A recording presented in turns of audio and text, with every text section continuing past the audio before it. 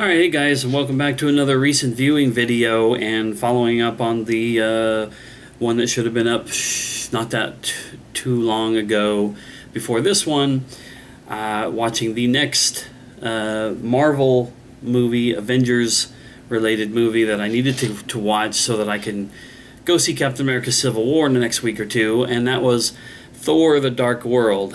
Now, this one I think for the first time in all these Avengers-related Marvel Cinematic Universe movies, can I say was I both disappointed and downright confused by one of these movies. It really didn't make a whole lot of sense to me. I guess part of it, maybe because I just don't know Thor's backstory and mythos and you know, what is canon in this world.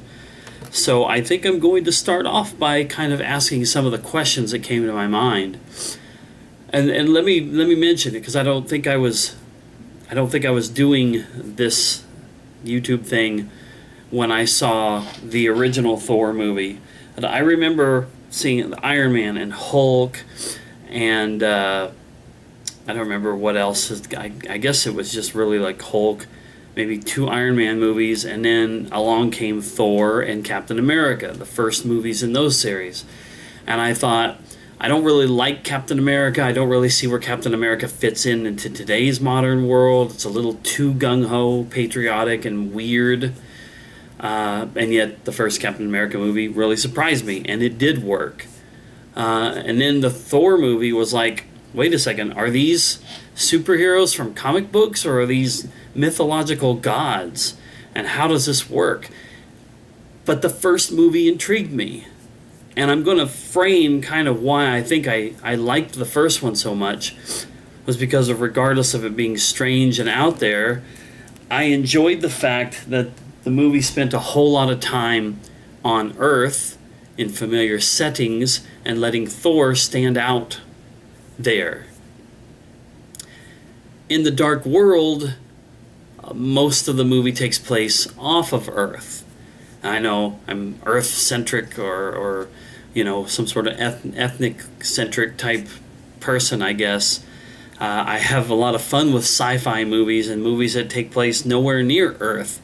But comic book characters, for the most part, are centered around how they interact with regular human beings and how they deal with the you know, that diversity and the what am I trying to say, the discrimination that comes against them. That seems to happen in all these, whether it's like Superman or Batman or the X-Men, especially in X-Men with the mutants thing, basically taking the place of being a minority or something like that. In this case, you know, or like in any of these cases, I just enjoy seeing how they clash in the quote-unquote real world.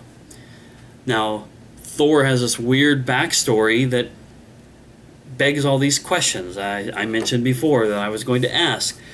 Is he a god? Well, they say in this movie we're not gods. We are born, we live, and we die. So, okay, they're not gods. But they're named after gods with a lot of the properties of them. Your Thors and your Odins and all this kind of stuff. So it would seem like they are gods, and that's especially in the comic book, what little of Thor I ever saw in any comic books was just, he looked like a god with his cape and his hat and his hammer. And in the comic books, like I said, I don't know enough about him, so I don't know if they ever did explore where he truly comes from. I'm sure they did after all those years. But in the movies, you get to go to the planet where, like in the first one, you go to the planet where he's from. But in the second one, you spend a lot of time in those realms.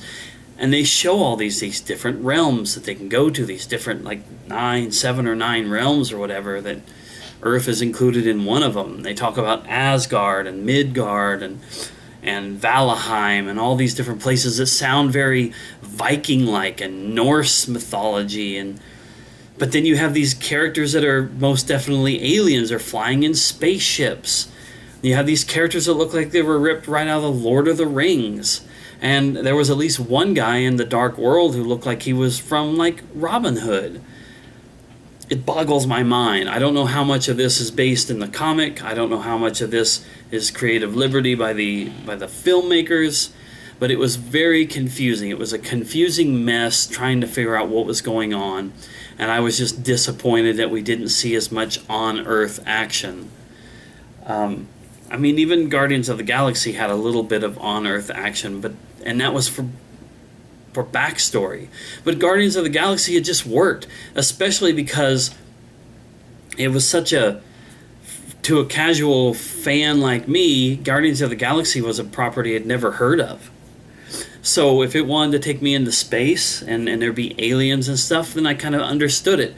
I think I did a video about Guardians of the Galaxy, and I think I may have mentioned in there that I wasn't sure how the Guardians of the Galaxy group was going to figure into the overall Avengers storyline, but they are supposed to be involved somehow.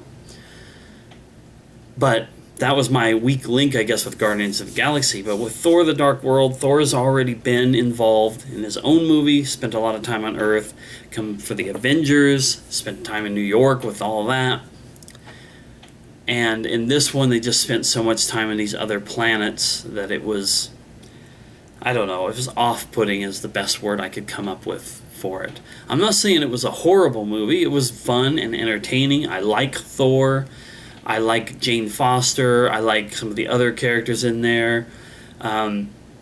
Idris Elba and Anthony Hopkins and Rene Russo, all their characters are great. And of course, who can forget about Tom Hiddleston as Loki?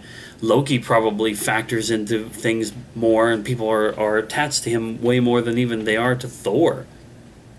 And of course, in this movie, spoilers if you haven't seen it, but they try to make it seem like Loki was dead, and then it was revealed that he was still alive, and he had pretended to be and disguised himself as Odin. But yeah, you're not going to get Loki out of things. I love the duplicitousness, I guess is what I'm looking for. The duplicit nature of Loki, in that seems like a bad guy and he seems like a troublemaker, but then he helps out, and yet what are his true motives? And you're scratching your head and you're wondering the whole time. So Loki's always a highlight, but Thor is great. Jane Foster was great. The other characters, in this movie, the villains were like these dark elves, which once again, dark elves, but they're flying around in spaceships. It's so weird. I just can't put my finger on anything in this movie. It's so bizarre the way they've mishmashed all these different kinds of ideas and genres and whatnot into one thing. But that being said, while I did find the movie to be disappointing as a whole, it's still good. I'm glad that I own it. I'm glad that I know a little bit more about the Thor backstory, but I care about Thor and his backstory a lot less than I do just about any of the other Avengers characters. So that's my thoughts on it. It's just kind of a middle-of-the-road kind of movie experience. It has some good parts. It has some really head-scratching, strange parts.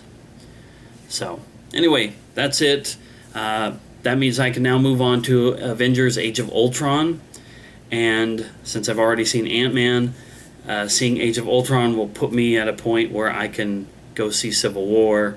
So, hopefully I will be watching Age of Ultron in the next few days, and I can proceed with talking about it. So thanks guys for watching, and I'll see you next time.